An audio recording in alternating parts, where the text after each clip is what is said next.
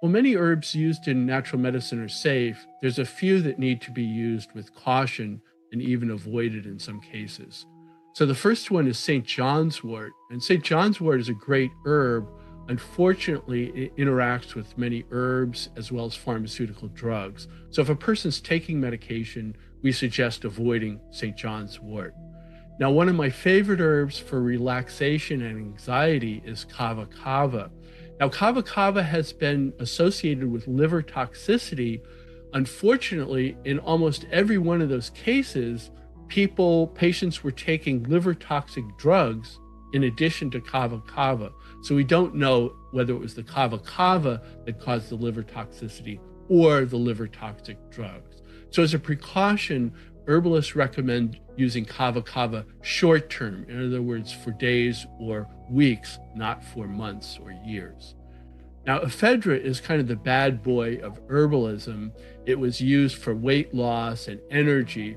It's a great herb for the lungs, but it really shouldn't have been used for weight loss and athletic performance because it's unsafe for the heart, and that's why it was pulled from the market.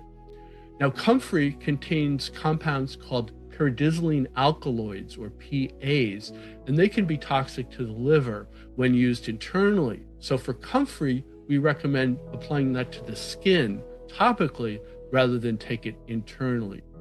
Yohimbe is an herb used as an aphrodisiac and for ED, erectile dysfunction, but it can also interact with medications for high blood pressure and heart conditions and even psychiatric conditions. So Yohimbe is best used under professional supervision. Now, Chinese herbs are, if you go to a Chinese herbal pharmacy in Chinatown in the United States or Canada, they'll tell you, oh, there's no side effects with Chinese herbs. That's completely false. Chinese herbs that are powerful move the body in a direction, and that direction may produce powerful healing effects, but also may produce side effects.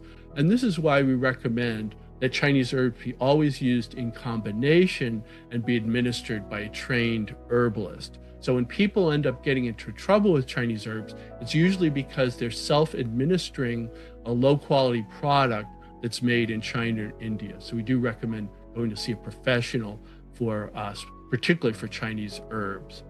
Well, it's possible to have individual sensitivities, but they're not that common. And this isn't an exhaustive list. We do recommend, whenever possible, use herbs under professional supervision. If you'd like to see more videos like this, please be sure to like and subscribe. This would really help us grow our channel. Thanks for joining us, and we'll see you next time.